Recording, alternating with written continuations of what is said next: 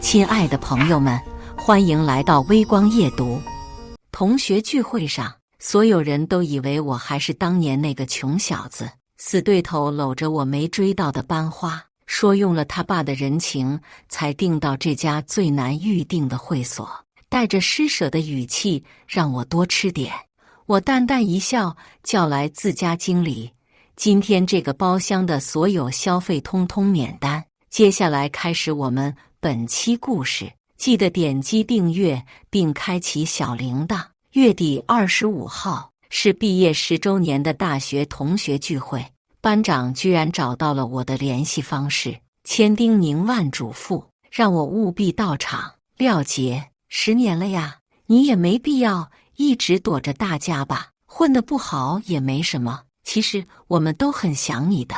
我心里冷笑，想看我的笑话才是真吧。我没有和他多说什么，口头答应了下来。大学毕业之后，因为那件事，我和全班人都断联了，只怕到现在，他们都以为我丢了工作，继续跟着我爸卖猪肉。25号是个雨天，我按照约定的时间走进了星月会所最大的豪华包间。本来热闹的包厢瞬间安静了下来，10几双眼睛齐刷刷地看向我，有鄙夷的，有戏谑的，有审视的，有好奇的，一如当年我被他们所有人冤枉是贼的时候。班长率先站起来，喜形于色，老同学，还怕你不来呢？你是最后一个到的，今天路上是不是很堵？我径直走向一个空位，耸了耸肩，不知道，我走过来的，我办公室就在3楼，用不了2分钟就走下来了。廖杰，这么大的雨，怎么不开车？张启龙揶揄我。张启龙是我的上铺，曾经在宿舍里没少讽刺我家穷，傻子都能听出来他的阴阳怪气。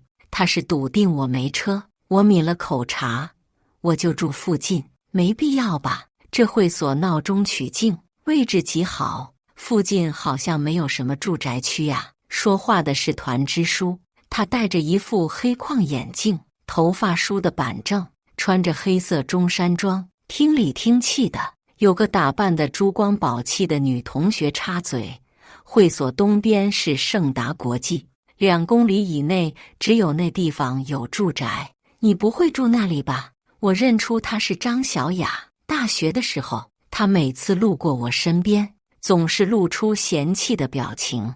她总和别人吐槽我，家里面卖猪肉的，身上一定骚得很。不知道谁来了一句，张小雅，盛达国际的房子都是400平以上的大平层，1平米房价30万，你家陆总都不一定买得起，更别提别人了。张小雅笑了一声，她斜睨着我，气势上居高临下。廖杰，你到底住哪里呀？我觉得好笑。盛达国际那边，我还真有一套房子，但是只有爸妈来的时候，我才会回去住一住。更多的时候，我住在未婚妻那边。一是我不想让工作忙碌的未婚妻跨越半个城市来回奔波，二是我喜欢他家窗户外能看得到一大片湖景。不过因为未婚妻的职业特殊，我不想和这些人透露任何关于他的信息。我言简意赅，我住女朋友家。好几个人不加掩饰地笑了起来。廖杰，这么多年不见，怎么还那么爱围着女人转？我闻声望去，对面的男人相貌英俊，穿着考究，浑身上下透着一股子雅痞的劲儿。我眯起眼睛，他是我大学4年的死对头周昂。周昂的爸妈，一个从政，一个从商，家庭条件十分优渥，而他自身也极其优秀，长得帅，学习好，运动能力又强，是全校女生心目中的男神。我一个靠助学金和勤工俭学才能完成学业的穷光蛋，只有在学习上才能和他一较高下。周昂是天之骄子，在学业上始终被我压着一头，心里自然不乐意。而我俩还有一个对立的原因。我不动声色看向了坐在周昂身边，年过30依旧美丽动人的苏楚瑶。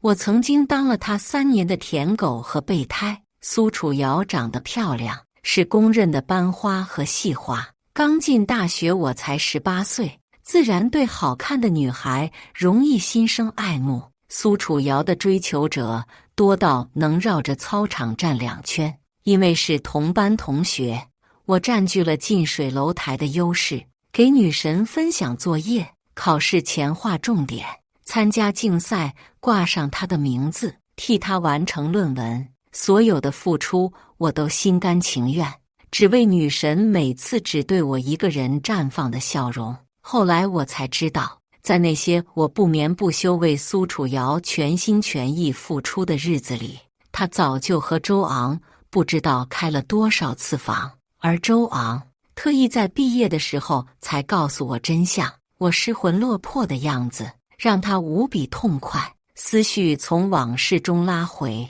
当年的满腔愤懑早已烟消云散。我看着他2人手上相同的戒指，笑道：“你们结婚了，恭喜！”廖杰，你恭喜的可有点太晚了，人家2胎都能打酱油了。苏楚瑶维持着女神的端庄，冲我淡淡一笑，她云淡风轻的样子，好像当年被她戏耍了3年的人并不是我。苏楚瑶说道：“你刚才说女朋友，怎么还没结婚呢？”我女朋友还小，不着急。提起阿荣，我的心软下来，语气也不由得变得柔软。张启龙切了一声：“现在的小姑娘都说不着急，其实就是想把自己卖个高价。你给她100万彩礼，她绝对屁颠屁颠儿的要来嫁你。”在座的所有人都点头称是，看我的眼神更加鄙夷和轻蔑。进来不到5分钟，屁股还没坐热，他们估计就以为我现在是个没房没车、还付不起彩礼、住在女朋友房子里的软饭男。这完全满足了他们对我的失败人生的全部幻想。班长给每个人倒酒，到我的时候，他随口问道：“老同学，现在在哪高就？”不少人竖起了耳朵。做了这么多年生意，察言观色的本领我也算习得1、2，不就是想听听我是不是真的回家卖猪肉了吗？自己做点小生意。我装作委婉的样子。就在这时，包厢门被推开，一个眼生的保安走进来，大声问道：“请问门口的兰博基尼是哪位的？您的车被其他客人蹭到了一点，车主想找您赔偿。”包厢内的人议论纷纷：“可以呀，咱们同学里谁开的这么豪的车来了？”我向保安伸手示意：“是我的。”我的声音不大，却让包厢内瞬间安静了下来。你去告诉那位客人，雨天车难开，没关系的，不用赔偿了。保安估计是新来的，而我的兰博基尼也是第一次开到会所这边来，也难怪他不认识这是老板的车。保安应着出去了，贴心地带上了门。包厢内是死一般的寂静，所有人像见鬼了似的看着我。一阵鼓掌声打破了宁静。用别人的车装自己的逼，廖杰，你可真行啊！周昂盯着我，咬牙切齿道：“我懒得与他解释或者争辩，这么些年上海打拼，当年被人一点就着，把自尊看得无比重要的那个毛头小子，早就不见了。”听了周昂的话，其他人原本无比难看的脸色渐渐缓和过来。团支书指着我不住地摇头：“你小心人家真的车主找你算账。”包厢门再次被打开，7、8个旗袍美女将精致的菜品一一端了上来。爱招呼的班长举着酒杯站了起来：“同学们，我先讲2句啊。首先，庆贺咱们毕业10周年，在此相聚。其次，感谢周昂同学把咱们这次重要的聚会定到这个地方，让咱们都跟着开开眼界。”张小雅娇笑道：“你们真别说，这家会所是 S 市最难预定的地方了。我们家老陆也就来过一次，再想预定，怎么都订不上了。周昂面上浮现得意之色，笑道：“小事情，我家老爷子虽然退下去了，面子总还是有点的。”苏楚瑶露出非常得体的笑容，一副与有荣焉的样子。周昂用施舍的语气同我说道：“廖杰，这家会所你可能都没听说过，吃的喝的玩的都是你这辈子没见过的，好好珍惜。”我看着面前一桌我都快吃腻的山珍海味，笑而不语。能预定到我们会所的客人非富即贵，通常经理都会过来看看。经理对我陪着客人吃饭已经习以为常，公事公办地询问了感受和意见之后，正要离开，我叫住了他。这桌都是我的老同学，今天这个包厢所有的消费通通免单。我的语气实在太过于理所当然，一桌子人不可置信地看向我。经理面露难色，我知道他为什么为难。这家会所自从开业，从未对任何客人免单，再牛的客人来了，撑死也就是打个5折。尤其今天这个包间的消费，往少了说也得6位数。但是经理的迟疑，在其他人看来，好像是一个醉酒的客人在故意为难人家。我听到张启龙低声和旁边的人吐槽，他脑子是不是有点不正常？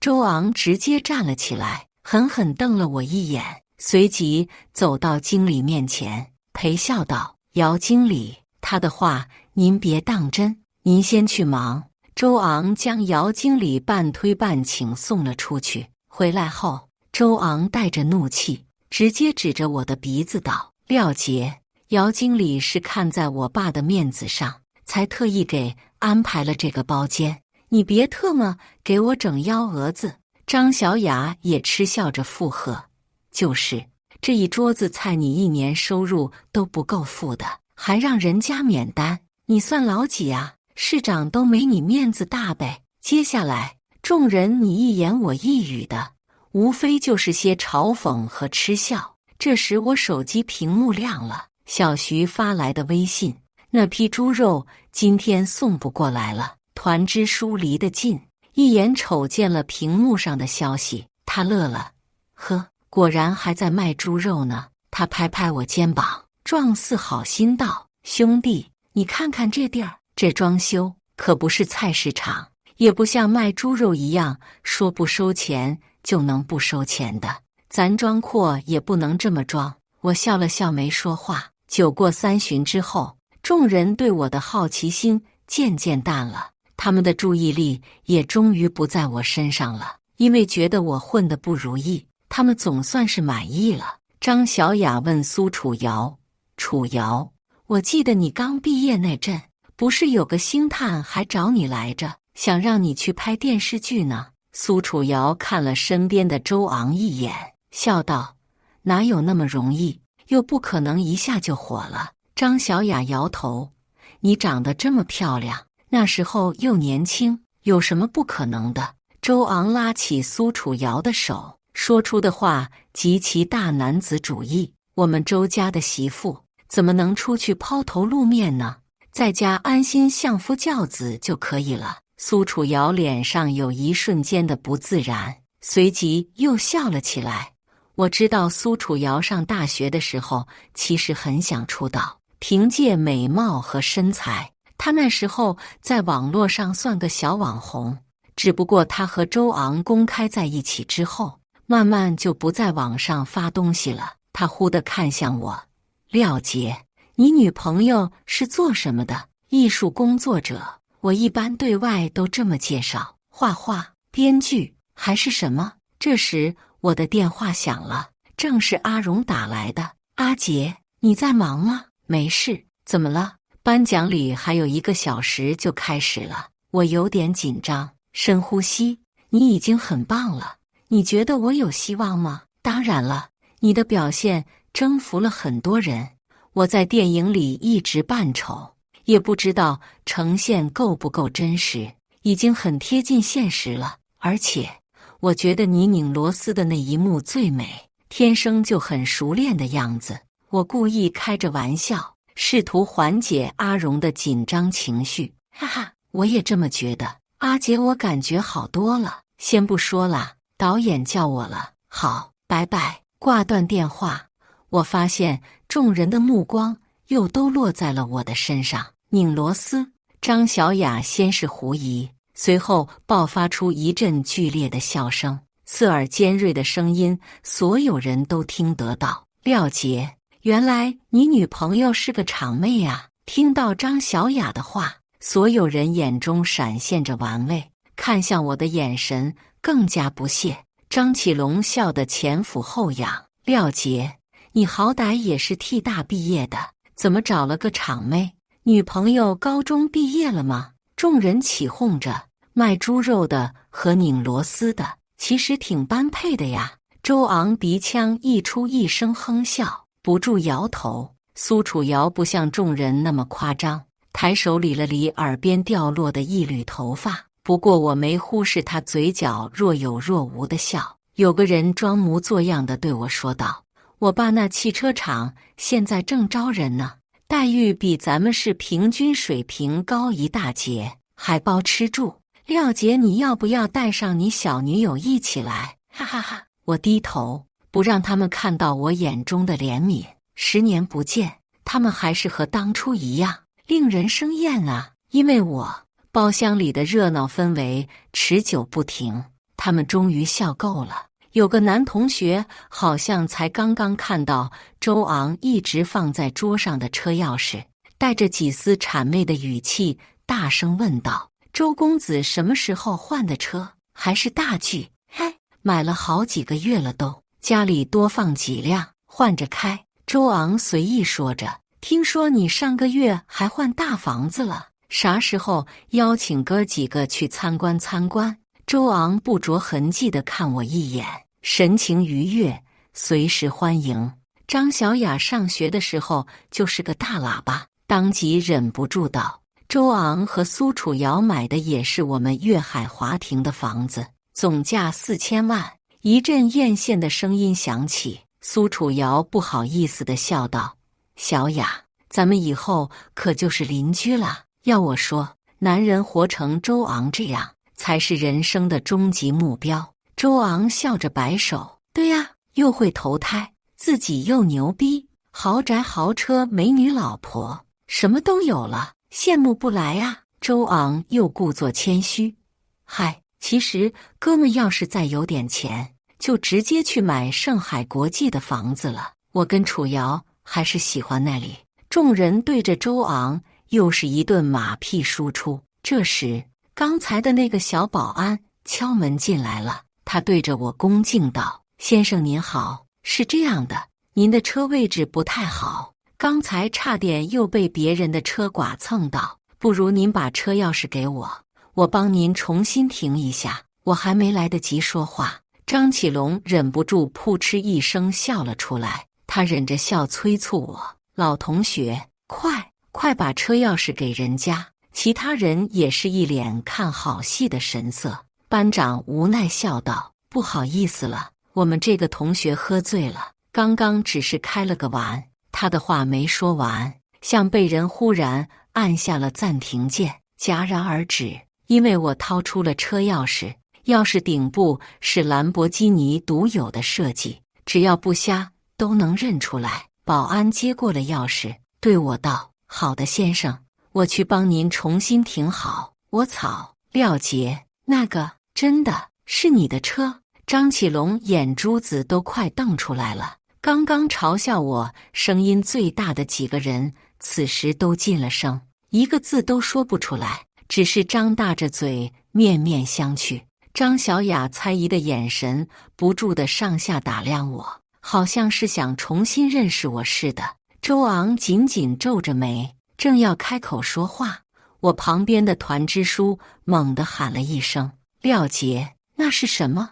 我顺着他的目光向地上看去，一张淡黄色的票据，应该是我刚才从裤兜里拿钥匙时跟着掉落出来的。票据被折叠了一半，但是最上面的4个大字还是能看得清清楚楚：豪车租赁。嘿，搞半天，车是租的。团支书像发现了新大陆一般，急忙弯下腰将票据捡了起来。我本来无所谓他看不看，但想到上面有朋友的姓名和地址，在他打开之前，眼疾手快将票据从他手中抽了出来。不好意思了，帮朋友租的，有些信息不方便透露。这的确是我帮朋友去租的。他的婚礼想要50辆同款同色的宾利，最后还差10辆，就由我负责去搞定。不过我肯定不会跟他解释这么多，而且就算说了，团支书自然也不会信，更别说其他人了。这次他们没有像刚才那样肆意地嘲笑我，反而个个看我的眼神透露着怜悯，好像我是个多么可悲的可怜虫。廖杰，这一晚上你装模作样的，累不累呀？都是老同学，知根知底的，有必要吗？周昂放松下来，知根知底4个字，他特意放慢又加重。有些人穿上龙袍也不像太子，这里的每一个人可都知道你当年做过什么好事。苏楚瑶轻轻碰了他一下，听他说起曾经的事情，我本应该生气的，但现在我只是静静地看着他，甚至还笑了笑。可能我的态度激怒了他，有什么不能说的？周昂声音陡然升高，咱们大伙当初捐给徐卓那小1万是被谁弄丢的？所有人都不说话，看向我，到现在他们都觉得是我手脚不干净，偷了捐给同学的善款。徐卓，我大学唯一的好兄弟，大4时被查出癌症，他家甚至比我家都穷，父母因为意外都丧失了劳动力。听说弟弟还是个痴傻的，知晓情况的辅导员号召全班为他捐款，然后派我将钱送到徐卓手中。为了替徐卓多凑一些医药费，我白天上课，晚上打工。那天在去往医院的公交车上，实在忍不住困意，打了会儿盹。醒来后，怀里的钱不翼而飞了。面对全班人的怀疑和谩骂，我无力辩驳，只有徐卓相信我。兄弟，钱丢了我也不怪你，我这是绝症，别说1万，就是10万也不行啊。我在他病床前泪如雨下，痛苦万分，一个字都说不出来。我宁愿他骂我打我，就是对不住父母。本来马上就能工作挣钱养活他们了，也不放心我那弟弟，等爸妈也老了，他可怎么办？那段时间，所有弄快钱的法子我都想去尝试，献血、捐罪、高利贷，甚至抢劫，一面承受着全班人每日恶意辱骂，一面发愁怎么为徐卓凑到钱。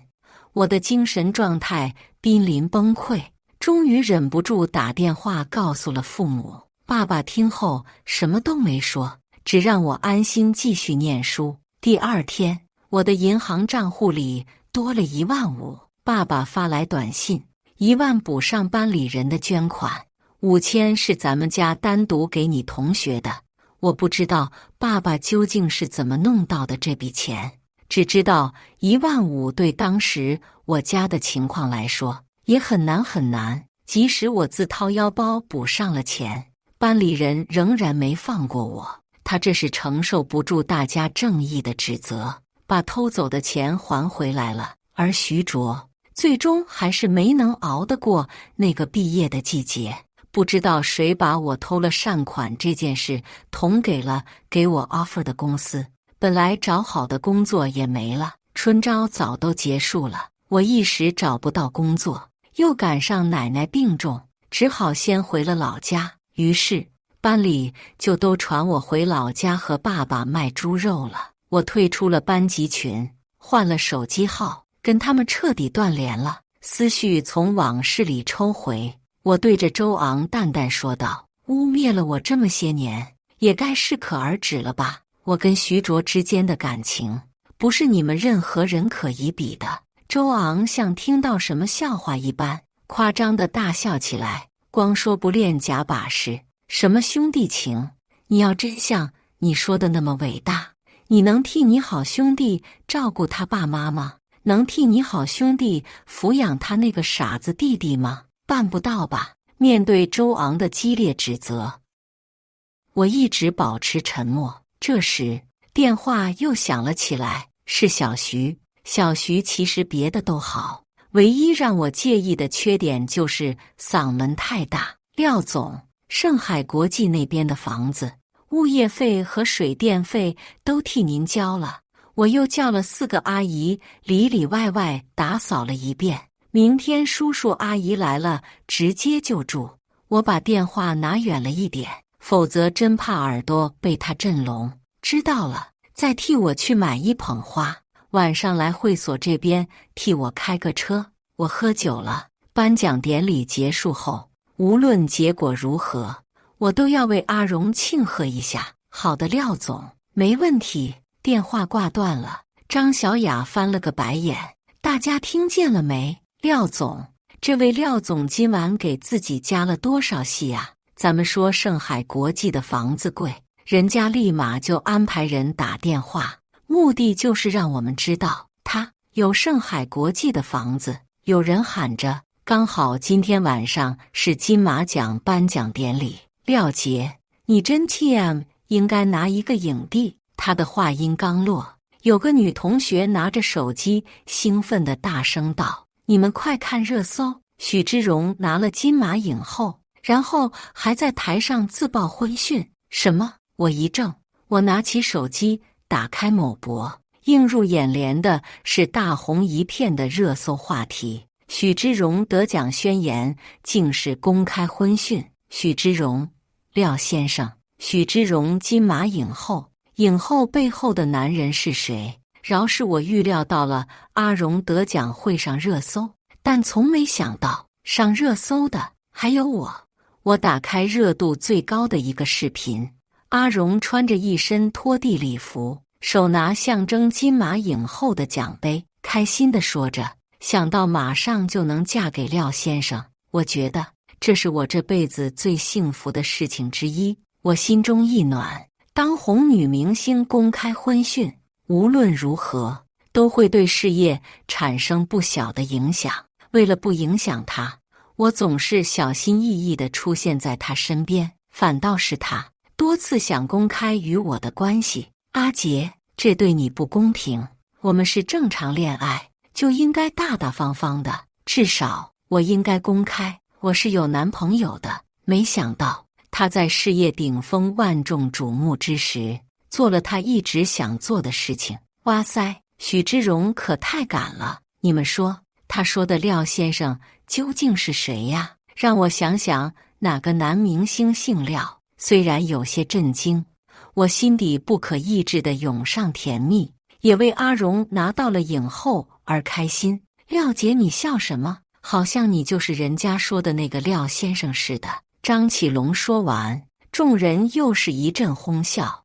我已经迫不及待想要当面恭喜阿荣了。看看时间，小徐马上就该过来了。我平静地跟他们告辞。班长按住我不让我走，怎么这就要走了？来的时候我们大家可都说好的不醉不归。此时包厢里有人上厕所，有人打电话，门口进进出出的。我看到小徐在门外探头，我示意他再等等。班长顺着我的目光也看到了小徐，他忽然激动地用手指着小徐，哎，你不是那个。班长一拍大腿，你是徐卓的弟弟，徐然是不是？班长，你看错了吧？徐卓弟弟怎么可能出现在这个地方？班长十分肯定，没错，他们俩脸上的痣都一模一样，我记得清清楚楚。小徐跟他哥哥长得很像，而且很巧的是，两个人在颧骨的位置都有一颗黑痣。徐卓去世之后，他弟弟徐然，也就是小徐，去找过班长，拿走徐卓放在宿舍的一些遗物。班长把他从门外拉了进来。徐然，你怎么在这？小徐也没想到在这里遇到哥哥的同学，他挠挠后脑勺，笑得憨厚。我来找廖总。班长追问，你爸妈呢？你哥这么些年，你们家怎么样了？他们很好啊，有廖总在，我们全家一直都很好。他们现在在疗养院住着，可开心了。全班人难以置信地齐齐看向我。刚刚周昂质问我，怎么不把徐卓的父母弟弟照顾起来？我还真的照顾了，而且照顾了10年。徐然脑子确实没一般人好使，但也不至于外人传的那么痴傻。他和他的哥哥一样的善良踏实，他对我也十分依赖，所以我一直把他带在身边，把他当亲弟弟一样，替朋友承担起儿子和兄长的责任。10年如一日，这不是一般人能做得到的。不少人咂舌，这个事儿上他们终究是没什么可说的了。一向嘴毒刻薄的张小雅和处处都要针对我的张启龙也难得不发表看法了。只有苏楚瑶轻声道，廖杰，你对徐卓真是够意思。我没再说什么。小徐来了，我正好走，这次他们也不再留我了。没成想一只脚还没迈出门，迎面碰上个人，光头金链子，嘎吱窝下面加个小包。老陆，这儿。张小雅站起来，开心地冲着来人招手。她口中的老陆却看也没看他，而是对着我惊喜地伸出手。哎呦呦，廖总，你看这不是巧了吗？我跟他握手。陆总，陆谦，上周他跟朋友来吃饭的时候，我们才刚刚认识，刚好我媳妇他们同学聚会呢，一起坐下再喝2杯，上次都没喝尽兴。我刚要拒绝，张小雅冲过来搂住陆谦胳膊，疑惑道，老陆，你怎么跟廖杰认识的？我可从来没给你介绍过他。陆谦没听出张小雅话里的意思，道，来会所吃饭认识的呀。廖总，门口那兰博基尼就是你刚提的那辆吧？你说巧不巧，你那天去提车的时候，我哥们也在，他回去跟我一说，我就猜是不是你，哈哈哈。陆谦是个话痨，又对着张小雅道，媳妇你不知道，你跟你闺蜜不都看中盛海的房子了吗？咱买不起，人家廖总二话不说就买了一套。陆谦边说还边对我比着大拇指。张小雅瞳孔瞬间放大，不可置信地看向我，彻底僵住了。我补充了一句，陆总可不是我请来的演员。陆谦看看我，又看看张小雅，又看向一屋子痴呆的人。演员？什么演员？房间内陷入了短暂的寂静。张小雅晃了晃陆谦胳膊，老陆，你说他？张小雅指向我，不但买得起兰博基尼，还买了盛海国际的房子。那可不，你会不会认错人了？媳妇，瞧你说的，我认错谁也不可能认错廖总啊。张启龙还是不愿意相信，怎么可能？你一个毕业连工作都找不到的人，怎么能？是啊，如果当年不是你让我丢了那个 offer， 现在这一切还真不好说。我平静地说着。张启龙面色变得难堪，你怎么知道？我早就知道了，背后捅刀子让我丢工作的人就是他。众人从震惊中渐渐缓过神来，小声又激烈地讨论起来。我的老天，那车跟那房子他真的有？我还是觉得弄错了。不可能，张小雅老公多有钱，你们不知道啊？怎么可能搞错？人家也不可能联合廖杰来骗我们。廖杰除非是抢银行了，不然凭什么那么有钱？要不就是买彩票。不过这次他们看我的眼神，从最开始的鄙夷和轻视，换作了好奇和探究。陆谦听着众人的话，眼神越来越迷茫。媳妇，他们说谁装穷？廖总吗？张小雅不答反问。老陆，你说他开豪车住豪宅，那你知道他是谁吗？他凭什么就买得起？陆谦恨铁不成钢地看着张小雅，人家堂堂星月会所的老板，名下经营数十家餐厅，投资地产、影视、酒店，你们全班人加起来资产都没廖总多，人家怎么就不能买了？你别闹笑话！我看到张小雅下巴张开，像脱臼了似的合不上，哐当一声，班长手里的酒杯掉在了桌上，酒水溅了自己一身。张启龙眼睛快从眼眶里瞪出来了，苏楚瑶两手掩住了嘴，周昂的脸涨成了紫红色，像一块猪肝。我的妈呀！团支书因为过于激动，声音都在打颤。同学们，我没听错吧？廖杰是这里的老板。行啊，周昂阴恻恻地开口，真是深藏不露，感情今儿晚上装穷，是故意玩我们呢。廖总两个字，他几乎是咬着牙说出来的。我笑了声，不至于，我没那么无聊，而且我除了谦虚说自己做点小生意，好像也没有刻意装穷吧。一来我就当着他们的面让姚经理免单的，可他们偏偏不信。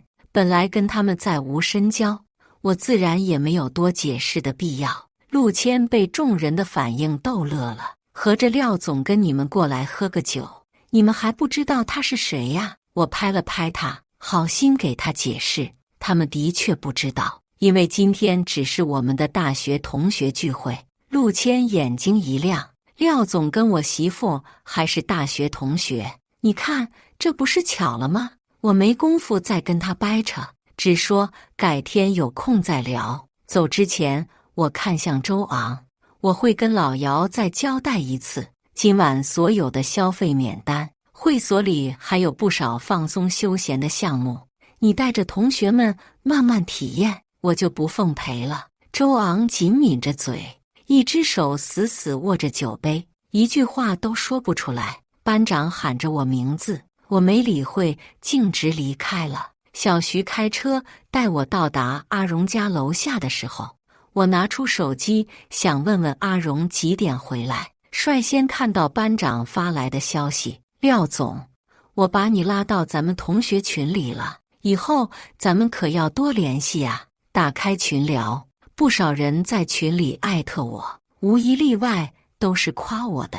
大学那会，人家年年都是第一拿国奖，只要参加竞赛，得的都是金牌。那时候我就觉得他不是池中物，而且全靠自己混到今天，凭的都是真本事。连张启龙态度都转变了，跟在众人后面发了好几个表示赞同的表情包，众人前后态度大相径庭，简直令人啧舌。好像刚刚讥讽耻笑我的并不是他们，唯有周昂和苏楚瑶一直没有说话。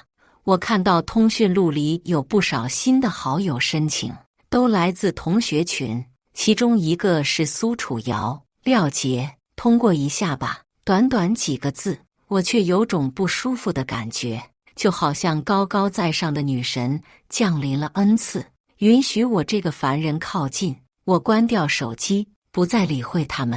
第二天，昨晚的热搜热度还在，我有些担心会不会对阿荣有影响。他只是笑着让我放宽心，我又不是爱豆，我只是个演员。我的人生就是要坦坦荡荡，除了我的作品，我不需要在意别人的看法。阿荣的经纪人忽然打来电话：芝荣，你跟你男朋友被拍了。现在狗仔拿着照片威胁我们要1000万，否则就曝光你男朋友。阿荣一听，当场气得不行。我安慰他：1000万而已，我们给得起，不是1000万的事。我讨厌的是狗仔的勒索行为，圈里多少人就是被他们整怕了。可是越怕越惯的他们无法无天。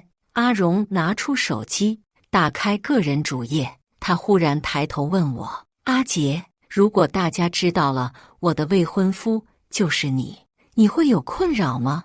我笑着摸摸他的头发，不会，他也笑了，那就好。于是1分钟后，某博又出现一条热度爆表的热搜，系统一度陷入瘫痪，而我的电话也被打爆。阿荣什么都没说，只发了一张我跟他的合照。于是所有网友都知道了影后的廖先生长什么样，居然是个素人。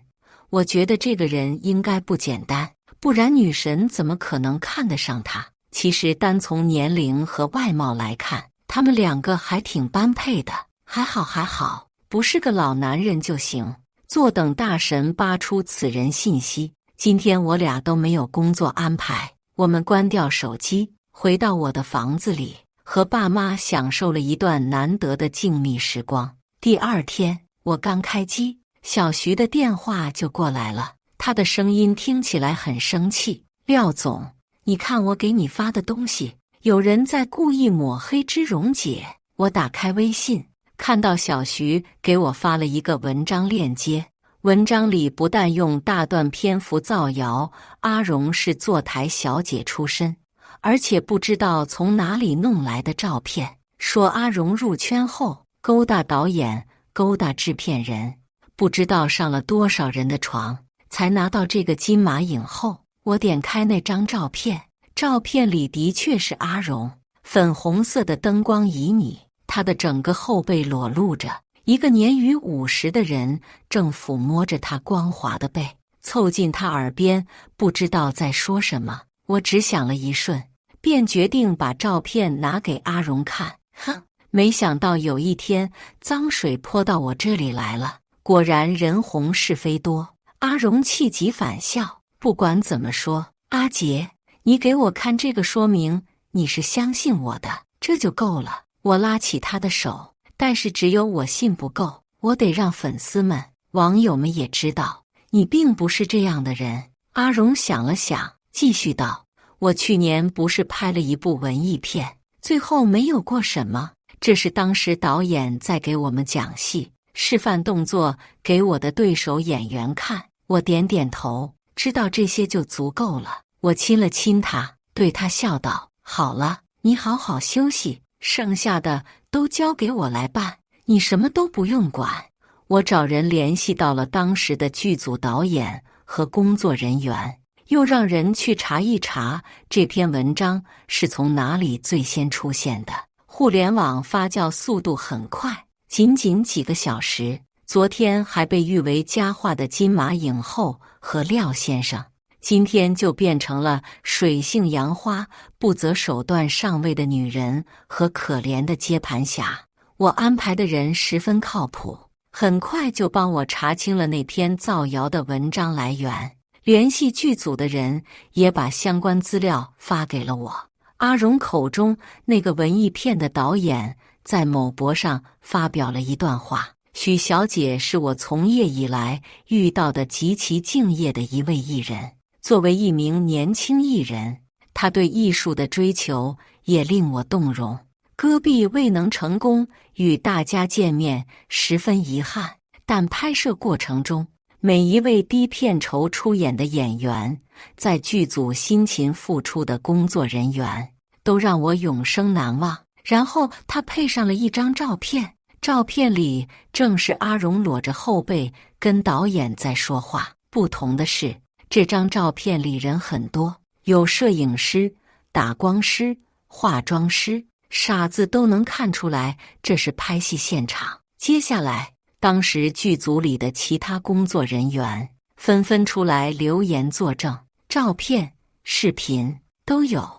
阿荣的粉丝和影迷们看到这个，底气十足的大肆转发，有力的回击那些刚开始污蔑辱骂他的黑子们。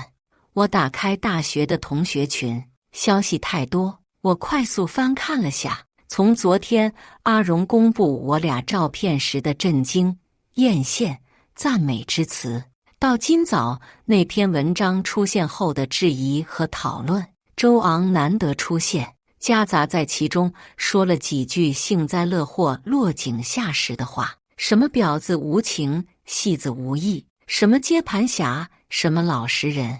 我冷冷看着这些话，然后把我找到的证据发在了群里，并艾特了苏楚瑶。群里瞬间又炸锅了。苏楚瑶跟别人的聊天记录我都拿到了，就是他让人搜集对阿荣不利的资料，然后故意放在网上，找水军转发，扩大影响。我不知道苏楚瑶为什么要这么做，是怨恨我没接受他的恩赐，通过他的好友申请，10年都不联系了，现在更没有必要了，是极恨阿荣。可阿荣跟他从来就不认识，不管他是为了什么，我绝对不能容忍放纵他伤害阿荣。群里哪位懂法？这种情况，我未婚妻该怎么追究责任呢？发完这段话，我退出了群聊。半个小时后，班长发来了一段视频，视频里是周昂黑着脸，不情不愿地跟我道歉，并表示苏楚瑶已经被吓到了，她还怀着第3胎，不能受到刺激，希望我大人有大量，不要再追究了。他们愿意给我经济赔偿。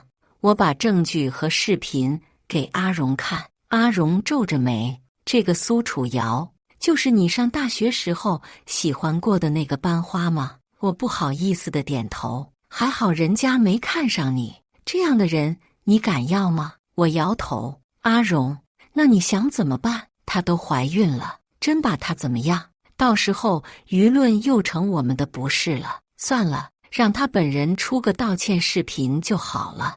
班长把我的话转达给周昂之后，周昂刚开始不愿意，我也不肯做出退让。欺负我就算了，欺负我未婚妻那是绝对不行。如果不愿意，就算阿荣不追究，那我也会追究苏楚瑶的责任。无奈之下，最终苏楚瑶录了一段道歉视频发在网络上。视频里她哭得楚楚可怜，好像她是个受害人一样。有一小波水军出现，试图继续引导舆论为苏楚瑶说话。我让人把那些留言都给解决掉了。苏楚瑶在网上公开道歉后，周家的脸面就搁不住了。周昂他老子在世也是个有头脸的人，这么一闹，多多少少对他声誉有点影响，但这些都跟我没关系了。9个月之后，班长告诉我，苏楚瑶生了，是个女儿，连着3个女儿。周昂和他妈不乐意了，再加上当初道歉那件事的风波，他们现在对苏楚瑶还有怨言。周昂包养了个女大学生，他爸一气之下差点打断他的腿。咱班同学现在都有点看不起周昂了，什么年代了，女儿怎么了，对不对？苏楚瑶大学就跟了他了。我点开语音条，听着这个八卦，兴趣缺缺。班长，以后这些事不用来告诉我。放下手机，我看向正在阳台浇花的阿荣，我走过去抱住他，轻轻摸着他隆起的肚子。阿荣转头和我相视一笑。感谢大家的观看，本期故事精彩吗？欢迎大家在下方评论区吐槽。如果你喜欢这类故事，记得点击订阅微光夜读，并分享给更多的人，这会对我帮助很大。再次感谢大家的观看。